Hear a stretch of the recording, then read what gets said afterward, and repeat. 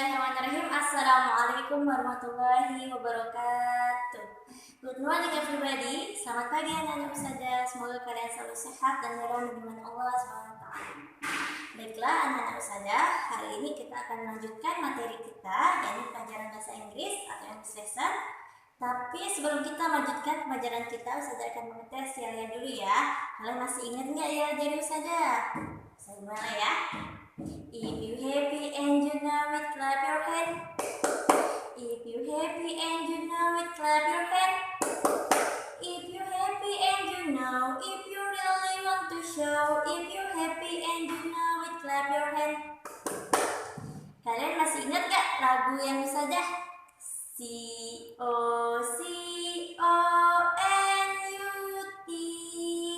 N-U-T N-U-T. Coba kita praktekkan bareng ya nak. Oke, listen to me. Perhatikan saja ya. C-O-C-O-N-U-T N-U-T N-U-T C-O-C-O-N-U-T N-U-T N-U-T. Oke, alhamdulillah sekarang kita akan melanjutkan materi kita, tapi ada yang ketinggalan karena kita belum membaca doa sebelum belajar. Ikuti saja ya nak. Doa sebelum belajar. Bismillahirrahmanirrahim. Raditu billahi rabba wa bil islami dina wa bi muhammadin nabiyyan wa rasulah. Rabbi zidni ilman warzuqni fahman. Amin ya rabbal alamin. Anak-anak ustazah, sekarang kita lanjut materi pelajaran kita ya. Hari ini kita akan membahas tentang cara membedakan penggunaan kata many, much, dan penggunaan kata s pada akhir kalimat. Jadi materinya ada 5. Simak baik-baik saja ya nak. Yang pertama ustazah akan membahas tentang many. Bisa dilihat di sini many. Pertama ustazah akan menjelaskan apa itu many. Many adalah sebuah kata benda yang digunakan saat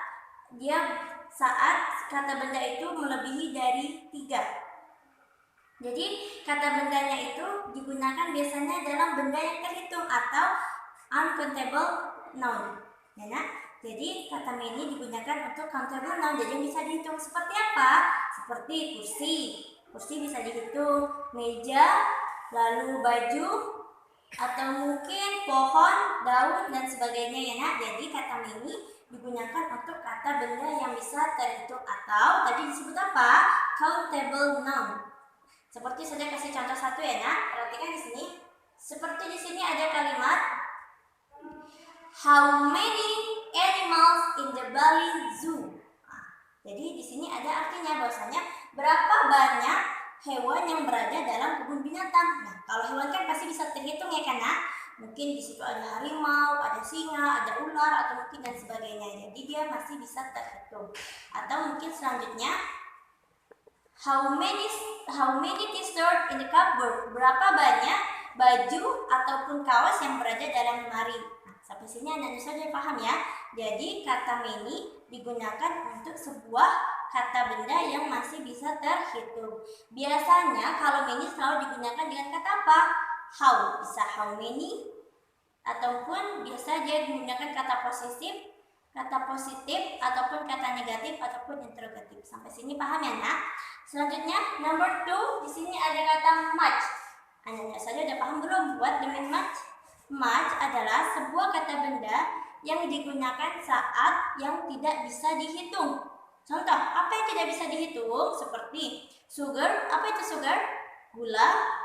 Lalu juga ada kata money, yaitu uang. Lalu ada kata water atau air. Nah, dari kata tadi, dari 3 contoh tadi kan ada sugar, money, and water. Itu kan tidak bisa terhitung ya nak. Jadi dia sangat berjumlah banyak. Nah, itu maka menggunakan kata apa? Much. Kalau dia bisa terhitung menggunakan kata many. Kalau tidak terhitung menggunakan kata much. Sampai sini paham ya nak?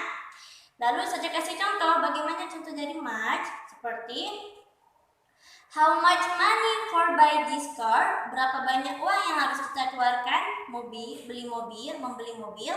Seperti kan kalau kita ingin membeli sesuatu dalam berbentuk banyak seperti mobil, motor, itu kan pasti menggunakan uang yang sangat banyak. Dan itu biasanya menggunakan kata much. Sampai sini paham ya, Nak? Nah, selanjutnya yang contoh yang kedua saya bisa kasih contoh seperti I didn't much eat the salt. Saya tidak banyak memakan garam. Nah, garam di situ kan pasti menggunakan kata much karena dia merupakan kata benda yang sangat tidak terhitung atau disebut juga dengan uncountable noun. Jadi, kalau yang terhitung dia menggunakan countable noun, kalau tidak terhitung dia menggunakan uncountable noun. Sampai sini paham ya, Nak? Selanjutnya, pembahasan number 3, yang ketiga, yaitu ada tentang kata Kan banyak ya kita sering mendengar kata seperti a student, a car, a pencil. Nah, tapi apa itu definisi dari kata Kata digunakan dalam sebuah kalimat sebelum kalimat dalam bahasa Inggris yang berawal yang tidak bertemu dengan huruf vokal. Huruf vokal masih ingat ya, Nana saja. Huruf vokal ada selain huruf A, I, U, E, dan O. Jadi huruf vokal itu. Nah, kalau yang menggunakan kata A, dia selain dari huruf vokal. Jadi, dia merupakan huruf konsonan. Apa aja itu huruf konsonan? Selain dari kata huruf vokal itu banyak seperti B, W, V, W, X, Y, and Z, and other, dan sebagainya. Jadi, seperti a student, a car, atau mungkin a pencil, a table, a chair, and other, dan sebagainya. Sampai sini paham ya, Nak? Selanjutnya, number 4, nomor yang keempat. Kita akan membahas tentang kata an.